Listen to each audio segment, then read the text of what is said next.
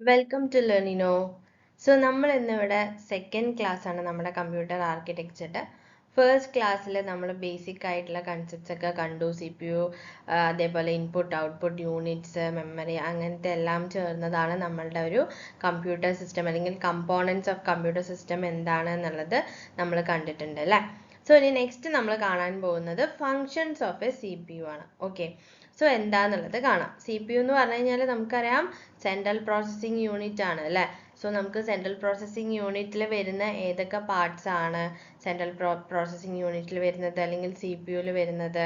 നമ്മളുടെ ALU ഉണ്ട്, control unit ഉണ്ട്, മെമ്മറി ഉണ്ട് അല്ലേ.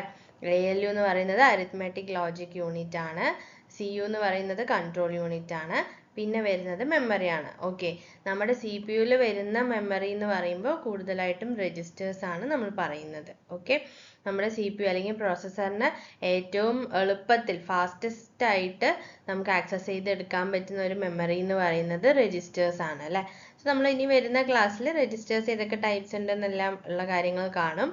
ഇപ്പം നമുക്ക് ഫങ്ഷൻസ് ഓഫ് CPU എന്തൊക്കെയാണ് എന്നുള്ളതാണ് നമ്മൾ നോക്കാൻ പോകുന്നത്. Okay, so following are CPU's main functions.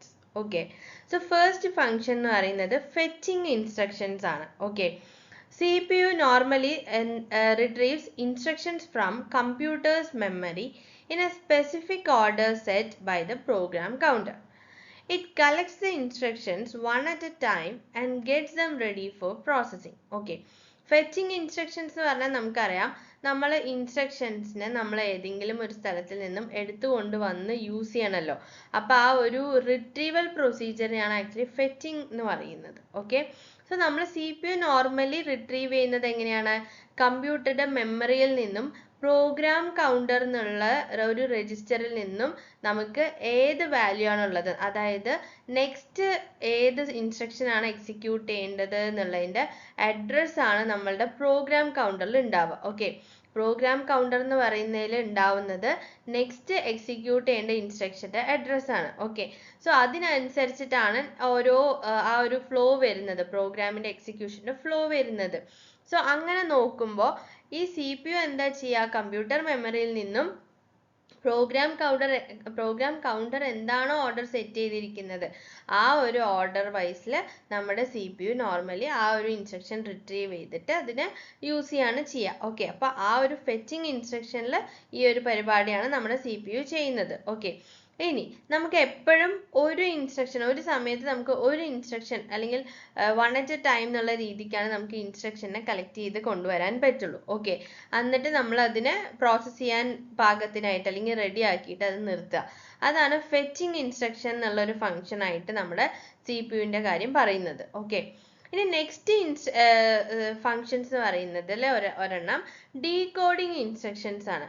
Decoding instruction എന്ന് പറഞ്ഞു കഴിഞ്ഞാൽ നമ്മൾ ഫെച്ച് ചെയ്തിട്ട് വന്നു അല്ലെ ഇൻസ്ട്രക്ഷൻ, ജസ്റ്റ് നമ്മൾ അത് അവിടെ നിന്ന് എടുത്തുകൊണ്ട് വന്നിട്ടേ ഉള്ളൂ. ഇനി അത് ആക്ച്വലി നമ്മൾ എന്തിനാണ് എടുത്തുകൊണ്ട് വന്നത്, അത് എന്ത് ഇൻസ്ട്രക്ഷൻ ആണ് പറയുന്നത്, അല്ലെങ്കിൽ എന്ത് ഓപ്പറേഷൻ ആണ് നമുക്ക് ഇനി ചെയ്യേണ്ടത്, ആ സംഭവങ്ങളെല്ലാം അറിയണം എന്നുണ്ടെങ്കിൽ നമ്മൾ ആ ഇൻസ്ട്രക്ഷനെ മനസ്സിലാവുന്ന രീതിയിലേക്ക്, നമുക്ക് മനസ്സിലാവുന്ന രീതിയിലേക്ക് അതിനെ കൺവേർട്ട് ചെയ്യണം. ഓക്കെ, ആ ഒരു പരിപാടിയാണ് ഇവിടെ ഡീകോഡിംഗ് ഇൻസ്ട്രക്ഷനിൽ ചെയ്യുന്നത്. Okay, so control unit of CPU decodes the instructions after they have been fetched. To ascertain the kind of operation to be carried out and the data involved, it analyzes the instructions. Okay, so control unit ആണ് എന്ത് ചെയ്യുന്നത്? Decode ചെയ്യുന്നത്. ഈ ഇൻസ്ട്രക്ഷനെ നമ്മൾ fetch ചെയ്ത് കൊണ്ടുവന്നിട്ടുണ്ട്, എന്നിട്ട് ഈ ഇൻസ്ട്രക്ഷനെ നമ്മൾ ഡീകോഡ് ചെയ്യുന്നത് CPUയുടെ കൺട്രോൾ യൂണിറ്റ് ആണ്. ഓക്കെ, ഇതെന്തിനാ ചെയ്യുന്നത്? നമ്മൾ എന്ത് ഓപ്പറേഷൻ ആണ് ചെയ്യേണ്ടത്, ഏതൊക്കെ ഡേറ്റയാണ് അതിലുള്ളത്. ഓക്കെ, നമ്മൾ അറിയാം, നമ്മളിപ്പോൾ ഒരു എക്സാമ്പിൾ ഒരു ഇൻസ്ട്രക്ഷൻ പറയുകയാണെന്നുണ്ടെങ്കിൽ മൂവ് A, B എന്ന് പറയുകയാണെന്നുണ്ടെങ്കിൽ അത് ആ ഒരു ഇൻസ്ട്രക്ഷൻ നമ്മൾ എടുത്തുകൊണ്ട് വന്നു വിചാരിക്കുക. ഓക്കെ, അപ്പം അതിനെ നമ്മൾ ഡീകോഡ് ചെയ്യാന്ന് പറഞ്ഞു കഴിഞ്ഞാൽ മൂവ് എന്നാണ് പറഞ്ഞിരിക്കുന്നത്. അപ്പം അതിൻ്റെ അർത്ഥം എന്താണ്, ആ ഓപ്പറേഷൻ എന്താണ്, മൂവ് ചെയ്യണം എന്നുള്ളതാണ് ഓപ്പറേഷൻ. ഓക്കെ, അതല്ല ആഡ് ആണെന്നുണ്ടെങ്കിൽ അഡീഷൻ ആണ് ഓപ്പറേഷൻ. അങ്ങനെ ഓപ്പറേഷൻ ഏതാന്നുള്ളത് ആദ്യം മനസ്സിലാക്കുക. A, B എന്നുള്ളത് ഏതൊക്കെ ഡേറ്റയാണ് അതിൽ ഇൻവോൾവ് ആയിട്ടുള്ളത് ആ ഓപ്പറേഷന്, ആ പരിപാടിയും കൂടെ മനസ്സിലാക്കാൻ വേണ്ടിയിട്ടാണ് ആക്ച്വലി CPU ഡീകോഡിംഗ് ഇൻസ്ട്രക്ഷൻ എന്നുള്ളൊരു ഫംഗ്ഷൻ പറയുന്നത്. ഓക്കെ, ഇനി നെക്സ്റ്റ് വരുന്നത് എക്സിക്യൂട്ടിംഗ് ഇൻസ്ട്രക്ഷൻസ്. നമുക്കറിയാം നമ്മൾ ആദ്യം എടുത്തോണ്ട് വന്നു, അതിന് എന്തൊക്കെ ഓപ്പറേഷൻ ആണ് എക്സിക്യൂട്ട് ചെയ്യാൻ പോകുന്നത് എന്നുള്ളത് കണ്ടുപിടിച്ചു കഴിഞ്ഞു. ഇനി നമ്മൾ എന്താ ചെയ്യേണ്ടത്? ആ ഒരു എക്സിക്യൂഷൻ ചെയ്യണം അല്ലെ? അതാണ് നമ്മളുടെ മൂന്നാമത്തെ ഫംഗ്ഷൻ ആയിട്ട് പറയുന്നത്, executing instructions. After decoding, the CPU carries out the required calculations, data manipulations, or control flow activities to carry out the instructions. നമുക്കറിയാം നമുക്ക് പല രീതിയിലുള്ള ഇൻസ്ട്രക്ഷൻസ് ഉണ്ട്. ഇപ്പോൾ ഒരു പക്ഷേ ചിലപ്പോൾ എന്തെങ്കിലും അരിത്മെറ്റിക് ഓപ്പറേഷൻ അല്ലെങ്കിൽ എന്തെങ്കിലും ഓപ്പറേഷൻസ് അപ്ലൈ ചെയ്ത് കാൽക്കുലേഷൻസ് നടത്താനായിരിക്കാം, അല്ലെങ്കിൽ എന്തെങ്കിലും മാനിപ്പുലേഷൻസ് ആയിരിക്കാം, ചിലപ്പോൾ ക്ലിയർ ചെയ്യാനോ അല്ലെങ്കിൽ അതിന് വേറൊരു വാല്യൂ കൊടുക്കാനോ അല്ലെങ്കിൽ മൂവ് ചെയ്യാനോ അങ്ങനത്തെ എന്തെങ്കിലും കാര്യങ്ങൾ ചെയ്യാം.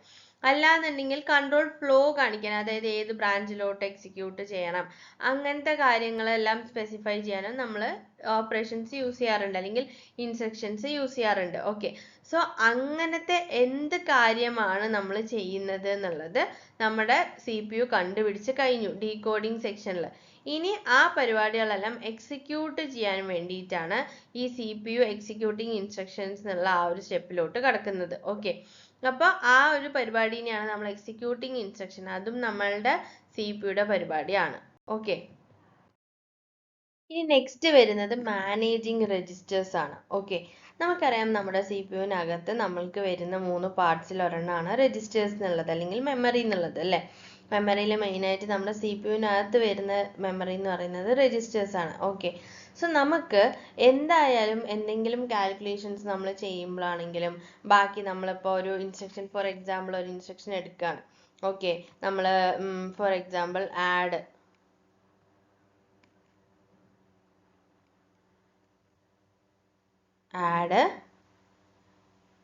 A, B ആണെന്ന് വിചാരിക്കുക. ഓക്കെ, അപ്പോൾ നമുക്ക് ഈ രജിസ്റ്റേഴ്സ് അല്ലെങ്കിൽ നമ്മുടെ ഈ എയുടെയും ബിയുടെയും വാല്യൂ എല്ലാം നമ്മൾ സേവ് ചെയ്യുന്നത് ആക്ച്വലി 2 രജിസ്റ്റേഴ്സിലാണ്. ഓക്കെ, എനൊരു രജിസ്റ്ററും ബി എന്ന് പറയുന്നത് വേറൊരു രജിസ്റ്റർ ആയിട്ട് നമ്മൾ അങ്ങനെ രജിസ്റ്റേഴ്സിലാണ് ആക്ച്വലി നമ്മുടെ ഓപ്പറൻസ് നമ്മൾ സേവ് ചെയ്യുന്നത്. ഓക്കെ, അപ്പോൾ ആക്ച്വലി ഇതെല്ലാം എന്താണ്? ഇതെല്ലാം ടെമ്പററി സ്റ്റോറേജ് ആണ്. എയിൽ ഇപ്പം നമ്മൾ ഒരു പ്രാവശ്യം നമ്മൾ എക്ക് 20 വാല്യൂ കൊടുത്തു എന്ന് വിചാരിക്കുക, അല്ലെങ്കിൽ 30 എന്തെങ്കിലും ഒരു വാല്യൂ കൊടുത്തു എന്ന് വിചാരിക്കുക. അത് കഴിഞ്ഞിട്ട് നമുക്ക് അപ്പം തന്നെ നമുക്ക് ഈ എയുടെ വാല്യൂ വേറെ എവിടെയെങ്കിലും കൊടുത്ത് വേറൊരു വാല്യൂ നമുക്ക് എയിലോട്ട് കൊടുക്കാൻ പറ്റും. സോ അതൊരു പെർമനന്റ് ആയിട്ട് എക്ക് 20 പാടുള്ളൂ, അങ്ങനെ ഒരു കണ്ടീഷൻ ഇല്ല. ഓക്കെ, സോ ഇത് ടോട്ടലി പറയുകയാണെന്നുണ്ടെങ്കിൽ ഇമ്പോർട്ടൻ്റ് ആയിട്ട് നമുക്ക് അറിയേണ്ട കാര്യം ഇത് എന്തായാലും ടെമ്പററി സ്റ്റോറേജ് ആണ്. ഓക്കെ, സോ നമുക്ക് ഓപ്പറൻസ് ഉണ്ട്, അഡ്രസ്സസ് ഉണ്ട്, അതർ ഇൻഫർമേഷൻ ഉണ്ട്. ഓക്കെ,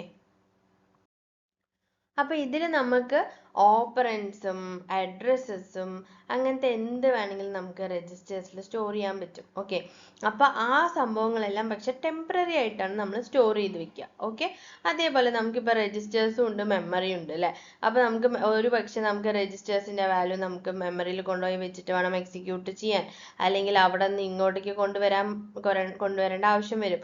സോ നമുക്ക് അങ്ങനത്തെ ഡേറ്റ ട്രാൻസ്ഫേഴ്സ് ഇല്ലേ, അതും കൺട്രോൾ ചെയ്യുന്നത് നമ്മളുടെ CPU ആണ്. ഓക്കെ, ഇനി നെക്സ്റ്റ് വരുന്നത് കൺട്രോളിങ് പ്രോഗ്രാം ഫ്ലോ. നമുക്കറിയാം നമ്മുടെ പ്രോഗ്രാം ഫ്ലോ എന്ന് പറയുന്നത് കൺട്രോൾ ചെയ്യുന്നത്, അല്ലെങ്കിൽ പ്രോഗ്രാം ഫ്ലോ എന്ന് പറഞ്ഞു കഴിഞ്ഞാൽ നമുക്ക് ഒരു ഇൻസ്ട്രക്ഷൻ എക്സിക്യൂട്ട് ചെയ്ത് കഴിഞ്ഞാൽ നെക്സ്റ്റ് ഇൻസ്ട്രക്ഷൻ എക്സിക്യൂട്ട് ചെയ്യണം, അത് കഴിഞ്ഞാൽ അതിൻ്റെ അടുത്ത നെക്സ്റ്റ് ഇൻസ്ട്രക്ഷൻ.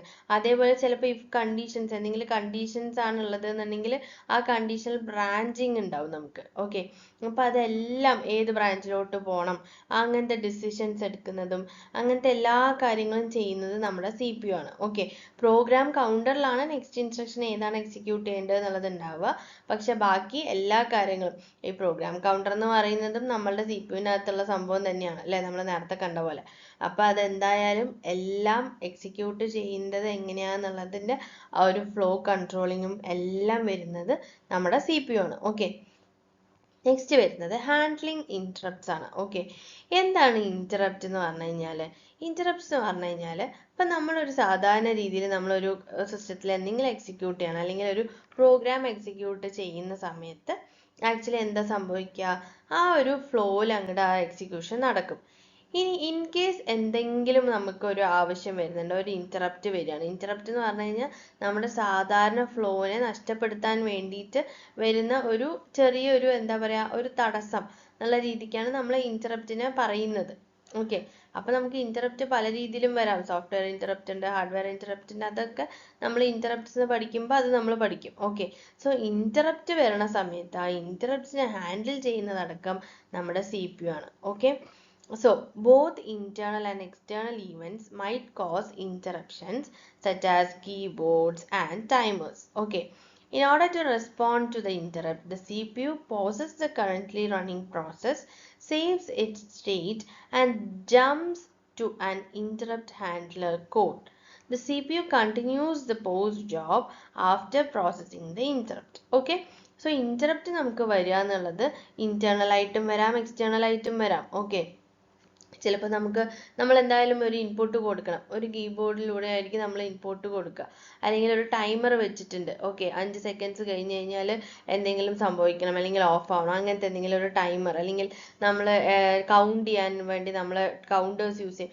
സോ ഇങ്ങനത്തെ എല്ലാ സംഭവങ്ങളും ഒരു ഇന്ററപ്റ്റ്സ് ആയിട്ടാണ് നമ്മൾ പറയുക. അപ്പൊ അങ്ങനത്തെ ഇന്ററപ്റ്റ്സിലെല്ലാം റെസ്പോണ്ട് ചെയ്യുന്നതും അതിനെ കൺട്രോൾ ചെയ്യുന്നതും എല്ലാം ഹാൻഡിൽ ചെയ്യുന്നതെല്ലാം നമ്മുടെ CPU ആണ്. ഓക്കെ, അപ്പൊ ആക്ച്വലി ഒരു ഇന്ററപ്റ്റ് വന്നു കഴിഞ്ഞാൽ എന്താ ചെയ്യുക? നമ്മുടെ ഒരു ഇന്ററപ്റ്റ് വന്നു കഴിഞ്ഞാൽ CPU ആദ്യം ഇപ്പൊ ഏത് പ്രോസസ്സാണോ എക്സിക്യൂട്ട് ചെയ്തുകൊണ്ടിരിക്കുന്നത് അതിനങ്ങോട്ട് പോസ് ചെയ്ത് വെക്കും, സ്റ്റോപ്പ് ചെയ്യും. എന്നിട്ട് ഇത് ഇപ്പൊ റൺ ചെയ്തുകൊണ്ടിരിക്കുന്ന പ്രോസസ്സിന് കുറച്ച് ഡേറ്റ ഉണ്ടാവുമല്ലോ, എന്തെങ്കിലും അതിൻ്റെ ഇപ്പോഴത്തെ സ്റ്റേറ്റ് എന്താണ്, അത് എന്തൊക്കെ വേരിയബിൾസ് ആണ് യൂസ് ചെയ്ത്, ആ വേരിയബിൾസിന്റെ വാല്യൂസ് എന്തൊക്കെയാണ്, അങ്ങനത്തെ എല്ലാ ഡീറ്റെയിൽസ് ഇവർ സേവ് ചെയ്ത് വെക്കുന്നത് നമ്മളുടെ ഈ പറയുന്ന എന്താണ് CPU-ന്റെ പണിയാണ്. എന്നിട്ട് ഇതെല്ലാം സേവ് ചെയ്ത് വെച്ചിട്ട് ഇവർ ഇന്ററപ്റ്റ് ഹാൻഡ്ലർ, അതായത് ഏത് ഇന്ററപ്റ്റ് ആണോ വന്നത് ആ ഇന്ററപ്റ്റിനെ ഹാൻഡിൽ ചെയ്യാൻ ഒരു കോഡ് നമ്മൾ ഓൾറെഡി സെറ്റ് ചെയ്ത് വെച്ചിട്ടുണ്ടാവും. എന്തൊക്കെ പോസിബിലിറ്റീസ് ഉണ്ട്, ഏതൊക്കെ ഇന്ററപ്റ്റ്സ് വരാൻ പോസിബിലിറ്റീസ് ഉണ്ടോ അതിനനുസരിച്ച് നമ്മൾ ആ ഇന്ററപ്റ്റ് ഒക്കെ എങ്ങനെ ഹാൻഡിൽ ചെയ്യണം എന്നുള്ള കോഡ് നമ്മൾ എഴുതി വെച്ചിട്ടുണ്ടാവും. സോ ആ ഒരു കോഡിലോട്ട് ഇത് ജമ്പ് ചെയ്യും, നമ്മുടെ ഫ്ലോ ജമ്പ് ചെയ്യും. എന്നിട്ട് അതെല്ലാം എക്സിക്യൂട്ട് ചെയ്ത് കഴിയുമ്പോൾ നമ്മുടെ ഇന്ററപ്റ്റിനുള്ള ഒരു സൊല്യൂഷൻ കിട്ടി. എന്നിട്ട് നമ്മൾ തിരിച്ച് വീണ്ടും ഈ പോസ് ചെയ്ത് വെച്ചിരിക്കുന്ന പ്രോസസ്സിനെ റീസ്റ്റാർട്ട് ചെയ്യും. അല്ലെങ്കിൽ നമ്മൾ ആ സ്റ്റേറ്റ് ഏതാന്നൊക്കെ നമുക്കറിയാലോ, അതെല്ലാം നമ്മൾ തിരിച്ച് വീണ്ടും റീലോഡ് ചെയ്തിട്ട് നമ്മൾ പഴയ എക്സിക്യൂഷൻ കണ്ടിന്യൂ ചെയ്യും. ഓക്കെ, സോ അങ്ങനെയാണ് നമ്മൾ ആക്ച്വലി ഇന്ററപ്റ്റ്സിനെ ഹാൻഡിൽ ചെയ്യുന്നത്. ഓക്കെ, ഇനി നെക്സ്റ്റ് വരുന്നത് മാനേജിങ് ക്യാഷ്. അതായത് ക്യാഷ് എന്ന് പറഞ്ഞു കഴിഞ്ഞാൽ നമുക്കറിയാം വളരെ സ്പീഡായിട്ടുള്ളതും പക്ഷെ സ്മോളർ സൈസിലുള്ളതുമായിട്ടുള്ള ഒരു എന്താ പറയുക ടെമ്പററി സ്റ്റോറേജ് ആണ് ക്യാഷ് എന്ന് പറയുന്നത്. ഓക്കെ, അപ്പോൾ നമുക്ക് ഈ ക്യാഷ് എന്തിനാണ് നമ്മൾ യൂസ് ചെയ്തത്?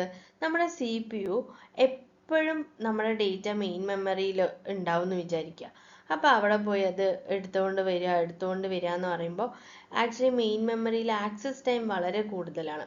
മെയിൻ മെമ്മറിയിൽ നിന്ന് ഒരു ഡേറ്റ നമുക്ക് ആക്സസ് ചെയ്യണം എന്നുണ്ടെങ്കിൽ അതിന് എടുക്കുന്ന സമയം വളരെ കൂടുതലാണ്. പക്ഷെ നമ്മുടെ CPU എന്ന് പറയുന്ന സാധനം വളരെ ഫാസ്റ്റ് ആയിട്ടുള്ള ഒരു സംഭവമാണ്. അപ്പൊ നമുക്ക് ഈ ഒരു സ്പീഡ് മിസ്മാച്ച് വരും. അപ്പൊ ആ സ്പീഡ് നമുക്ക് ഹാൻഡിൽ ചെയ്യണം അല്ലെങ്കിൽ മാച്ച് ചെയ്യണം എന്നുണ്ടെങ്കിൽ നമുക്ക് ഒരേ ഒരു വഴി CPU-ന്റെ സ്പീഡ് കുറയ്ക്കുക എന്നുള്ളതാണ്. പക്ഷെ അത് അങ്ങനെ ചെയ്ത് കഴിയുമ്പോൾ നമ്മുടെ CPU എന്താവും, യൂട്ടിലൈസേഷൻ കുറയും അല്ലെങ്കിൽ പെർഫോമൻസ് കുറയും. ഓക്കെ, സോ അതിനെല്ലാം വേണ്ടിയിട്ട് ഒരു സൊല്യൂഷൻ ആയിട്ടാണ് നമ്മൾ ക്യാഷ് എന്ന് പറയുന്ന ഒരാളെ ഇടയിൽ പിടിച്ച് നിർത്തിയിരിക്കുന്നത്. അപ്പോൾ നമുക്ക് ക്യാഷ് എന്ന് പറയുന്ന സാധനം നമ്മുടെ മെയിൻ മെമ്മറീൻ്റെയും നമ്മുടെ CPU-ൻ്റെയും ഇടയിലായിട്ടാണ് ക്യാഷ് ഉണ്ടാവുക. ഓക്കെ, സോ ആ ക്യാഷിന് നമ്മൾ ഡേറ്റ കൊണ്ടുവന്ന് വെക്കുക. അതായത് നമ്മൾ ഫ്രീക്വൻ്റ് ആയിട്ട് ഒരു പ്രോഗ്രാം നമ്മൾ എക്സിക്യൂട്ട് ചെയ്യുമ്പോൾ നമ്മൾ ഫ്രീക്വൻ്റ് ആയിട്ട് ആവശ്യം വരുന്ന ഡേറ്റ നമുക്കറിയാലോ. അപ്പം ആ ഡേറ്റ അങ്ങനത്തെ ഫ്രീക്വൻ്റ് ആയിട്ട് ആവശ്യം വരുന്ന ഡേറ്റ എല്ലാം നമ്മൾ എടുത്തിട്ട് എന്ത് ചെയ്യും, CPU-ൽ ക്യാഷിൽ സ്റ്റോർ ചെയ്ത് വെക്കും. എന്നിട്ട് CPU-ന് എന്തെങ്കിലും ഒരു ആവശ്യം വരുമ്പോൾ, എന്തെങ്കിലും എക്സിക്യൂഷന് വേണ്ടിയിട്ട് ഒരു ആവശ്യം വരുമ്പോൾ ആദ്യം നമ്മൾ പോയി നോക്കുന്നത് ക്യാഷിലായിരിക്കും. അങ്ങനെ ക്യാഷിൽ നമുക്ക് കിട്ടിയതുണ്ടെങ്കിൽ നമ്മൾ അത് യൂസ് ചെയ്യും. ഇനി അഥവാ ഇല്ല എന്നുണ്ടെങ്കിൽ നമ്മൾ മെയിൻ മെമ്മറിയിൽ പോയിട്ട് അത് സെർച്ച് ചെയ്യും. അവിടെ നിന്ന് കിട്ടുമ്പോൾ നമ്മൾ അത് കൊണ്ടുവന്ന് ക്യാഷിൽ സേവ് ചെയ്ത് വെച്ചിട്ട് പിന്നെ നമ്മൾ അത് യൂസ് ചെയ്യാണ് ചെയ്യുന്നത്. ഓക്കെ, സോ അങ്ങനെ ഇരിക്കെ when the cache is full the CPU decides which data to evict. നമ്മൾ പറഞ്ഞു ക്യാഷ് എന്ന് പറയുന്നത് ചെറിയൊരു മെമ്മറിയാണ് അല്ലെ. അപ്പൊ അതിൽ ഒരുപാട് ഇപ്പോൾ നമുക്ക് സ്റ്റോറേജ് ഒന്നും ഇല്ല, കപ്പാസിറ്റി ഇല്ല. അപ്പം നമുക്ക് ഫുൾ ഡേറ്റ അതിൽ സ്റ്റോർ ചെയ്യാന്നുള്ളത് പോസിബിൾ ആയിട്ടുള്ള കാര്യമല്ല. അപ്പം നമുക്ക് എന്തായാലും അത് ക്യാഷിൽ കുറേ ഡേറ്റ് നമ്മൾ സേവ് ചെയ്തു, അതിൻ്റെ മെമ്മറി കഴിഞ്ഞു, അപ്പം അത് ഫുള്ളാവും. അങ്ങനെ ഫുള്ളായി കഴിഞ്ഞാൽ ഏതെങ്കിലും ഒരു ഡേറ്റ് നമ്മളെടുത്ത് പുറത്തിട്ടാലേ പുതിയ ഡേറ്റയ്ക്ക് എൻ്റർ ചെയ്യാൻ പറ്റുള്ളൂ. ഓക്കെ, അപ്പം അങ്ങനെ നോക്കുന്ന സമയത്ത് ക്യാഷ് ഫുള്ളാവുമ്പോൾ ഈ CPU ആണ് ഡിസൈഡ് ചെയ്യുക ഏത് ഡേറ്റേനെ, ഈ ക്യാഷിലുള്ളതിന് ഏതിനെയാണ് പുറന്തള്ളേണ്ടത് എന്നുള്ളത് ഡിസൈഡ് ചെയ്യുന്ന പരിപാടിയും നമ്മളുടെ CPU-ൻ്റെയാണ്. ഓക്കെ, ഇനി next coordinating with other system components. Okay, through interfaces and buses, the CPU communicates with various system parts, including memory, input-output devices, and peripheral devices. It manages the transmission of information and commands between various parts, guaranteeing proper synchronization and communication. Okay, so നമുക്കറിയാം നമ്മുടെ സിസ്റ്റത്തിൽ വെറും CPU മാത്രമല്ലല്ലോ ഉള്ളത്, കുറേ components ഉണ്ട് അല്ലേ. ഇതെല്ലാവരുമായിട്ട് communicate ചെയ്യുന്നത്, എല്ലാ പാർട്സായിട്ടും കമ്മ്യൂണിക്കേറ്റ് ചെയ്യുന്നത് നമ്മുടെ CPU തന്നെയാണ്. ഇപ്പോൾ ഏതൊരു ഇൻപുട്ട് ഡിവൈസ് എടുത്താലും, മെമ്മറി എടുത്താലും, ഏതൊരു ഔട്ട്പുട്ട് ഡിവൈസ് എടുക്കുകയാണെങ്കിലും, എന്ത് ഡിവൈസസ് നിങ്ങൾ കണക്ട് ചെയ്യുന്നുണ്ടോ അവരെല്ലാവരുമായിട്ട് കമ്മ്യൂണിക്കേറ്റ് ചെയ്യുന്നത് നമ്മുടെ ഈ പറയുന്ന CPU ആണ്. അതിന് അവരെന്തെങ്കിലും ബസ്സോ അല്ലെങ്കിൽ ഇൻ്റർഫേസസോ യൂസ് ചെയ്താണ് ആ കമ്മ്യൂണിക്കേഷൻ നടത്തുന്നത്. ഓക്കെ, ഇനി ഈ പാർട്സുകൾ തമ്മിൽ, വേരിയസ് പാർട്സുകൾ തമ്മിൽ എന്തായാലും ഇൻഫർമേഷൻ എക്സ്ചേഞ്ച് നടക്കും ആണല്ലോ. അപ്പം അതെല്ലാം സിങ്ക്രണൈസ് ചെയ്യുന്നത് നമ്മളുടെ CPU ആണ്. സിങ്ക്രണൈസേഷൻ എന്ന് ഉദ്ദേശിക്കുന്നത് ഇപ്പം നമ്മുടെ കീബോർഡിൽ നിന്നും നമ്മൾ A കൊടുത്തു കഴിഞ്ഞാൽ ആ A ആ സമയത്ത് തന്നെ നമ്മളുടെ ബാക്കി ഏതിലോട്ടാണോ ആ A വരേണ്ടത്, അല്ലെങ്കിൽ ഏത് പാർട്ടിലോട്ടാണോ വരേണ്ടത്, അതെല്ലാം കറക്റ്റ് ടൈമിന് നടക്കണം. ഇല്ലാതെ നമ്മൾ A അടിച്ചിട്ട് ഒരു ദിവസം കഴിഞ്ഞിട്ട് ആ A പ്രിൻ്റായി വന്നാൽ മതിയോ മോണിറ്ററിൽ? അങ്ങനെയല്ലല്ലോ, നമ്മൾ A അടിച്ചത് നമുക്ക് വരണം അല്ലേ. അപ്പം അതിൻ്റെ ഇടയ്ക്ക് അതിൽ വളരെ നാനോ സെക്കൻഡ് അല്ലെങ്കിൽ മൈക്രോ അങ്ങനത്തെ സെക്കൻഡ്സിൻ്റെ പരിപാടിയിലാണ്, ടൈമിലാണ് നമ്മളുടെ ഈ പരിപാടികളൊക്കെ നടക്കുന്നത്. അപ്പം അതെല്ലാം ചെയ്യുന്നത് ആരാണ്?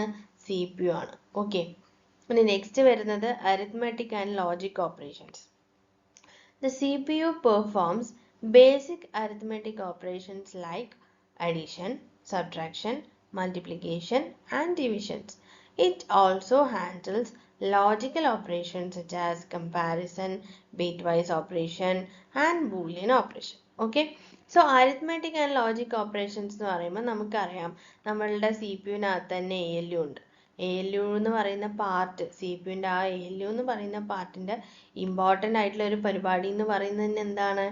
നമ്മുടെ ഈ അരിത്മെറ്റിക് ഓപ്പറേഷൻസും ലോജിക്കൽ ഓപ്പറേഷൻസും എല്ലാം ക്യാരി ഔട്ട് ചെയ്യാനാണ്. സോ CPU ആണ് ഈ പറയുന്ന ബേസിക് അരിത്മെറ്റിക് ഓപ്പറേഷൻസ്, അതായത് അഡീഷൻ, സബ്ട്രാക്ഷൻ, മൾട്ടിപ്ലിക്കേഷൻ, ഡിവിഷൻ, അതേപോലെ ലോജിക്കൽ ഓപ്പറേഷൻ, കമ്പയർ ചെയ്യുക, ബിറ്റ് വൈസ് ഓപ്പറേഷൻസ് ചെയ്യുക, ബൂലിയൻ ഓപ്പറേഷൻസ് ചെയ്യുക, ഇങ്ങനത്തെ എല്ലാ കാര്യങ്ങളും ചെയ്യുന്നത് നമ്മളുടെ CPU തന്നെയാണ്. Okay, and finally interrupt handling. CPU handles interrupts which are signals from hardware device or software that require immediate attention. ഇത് നമ്മൾ മുൻപേ പറഞ്ഞ അതേ പോയിന്റ് തന്നെയാണ്. ഇന്ററപ്റ്റ് ഹാൻഡ്ലിംഗ് എന്നതും നമ്മളുടെ ഈ പറയുന്ന CPU-യുടെ പരിപാടി തന്നെയാണ് അല്ലേ. ഞാൻ അപ്പോഴേ പറഞ്ഞിരുന്നു. അതേപോലെ നമ്മുടെ ഹാർഡ്വെയറിൽ നിന്നും സോഫ്റ്റ്വെയറിൽ നിന്നും എവിടെ നിന്ന് വേണമെങ്കിലും നമുക്ക് ആക്ച്വലി സിഗ്നൽസ് വരാം അല്ലേ. ഈ എല്ലാ സിഗ്നൽസും നമ്മുടെ സാധാ പ്രോഗ്രാമിൽ വരുന്ന ഫ്ലോയിലില്ലാത്ത, ബാക്കി ഒരു നോർമൽ എക്സിക്യൂഷനിലല്ലാത്ത എല്ലാ എക്സ്റ്റേണൽ ആയിട്ട് വരുന്ന അല്ലെങ്കിൽ ഇന്റേണൽ ആയിട്ട് വരുന്ന എല്ലാ സിഗ്നൽസും നമ്മൾ ഇന്ററപ്റ്റ് ആയിട്ട് തന്നെയാണ് അത് കാണുക. ഓക്കെ, അതിൽ എന്താ പറയുക, എററായിട്ടും വരാം, അല്ലാന്നുണ്ടെങ്കിൽ നമുക്ക് ആവശ്യമുള്ള ഇന്ററപ്റ്റ്സും ഉണ്ടാവും. ഓക്കെ, സോ അതെല്ലാം ഹാൻഡിൽ ചെയ്യുന്നതും ആര് തന്നെയാണ്?